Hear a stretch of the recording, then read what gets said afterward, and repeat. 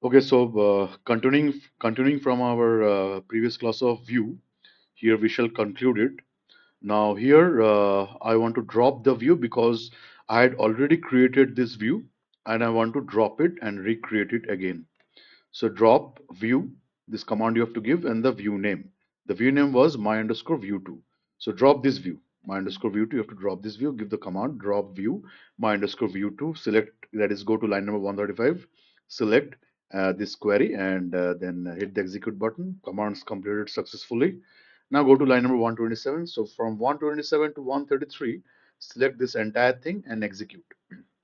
That means this my underscore view 2 has now been created successfully. And this shall store what? This shall store the records of all those 79 employees who have their records in both the tables. They have their records in the left table, as that is emp2 underscore 2, as well as in the right table, that is emp underscore inc.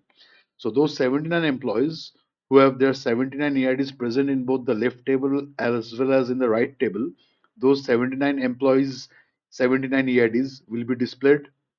Their values for name, city, phone will be displayed coming from the left table. Then their values for department, designation, salary will be also displayed coming from the right table.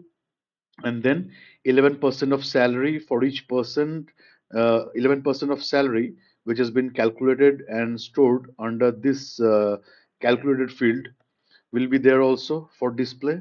And the 17% of salary which is your extra underscore allowance 2.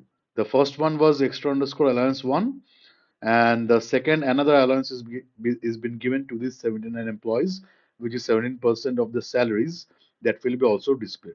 So these two extra fields, extra underscore allow 1, extra underscore allow 2, will also be displayed. Okay, so let us check that.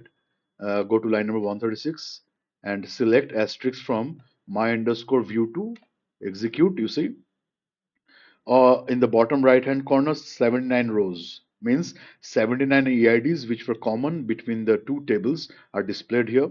And those 79 EIDs have got their values of name, city, phone coming from the left table, that is emp2 underscore 2. And those 79 EIDs have their records for department, designation, salary also coming from the right table. And accordingly, these two extra fields are also displayed here, where the calculation for 11% of salary has been done under the first allowance, and 17% of the salary calculation has been done under the second allowance field. Okay, now these two fields, extra underscore allow 1, extra underscore allow 2, they are not present in the original tables.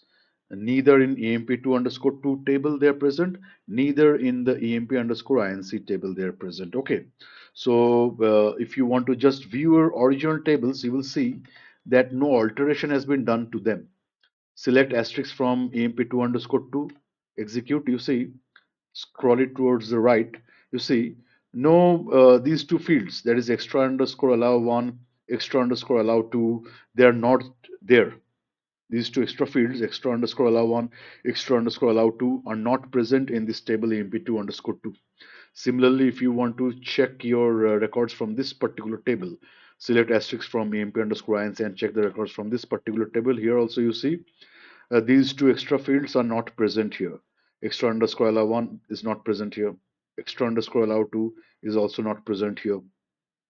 So the benefit is always without affecting your original tables. If you want to always, have a look or do some extra calculations, you want to do some extra calculations, and as a result store them in some extra fields known as calculated fields, then you can always have a look at them via the view.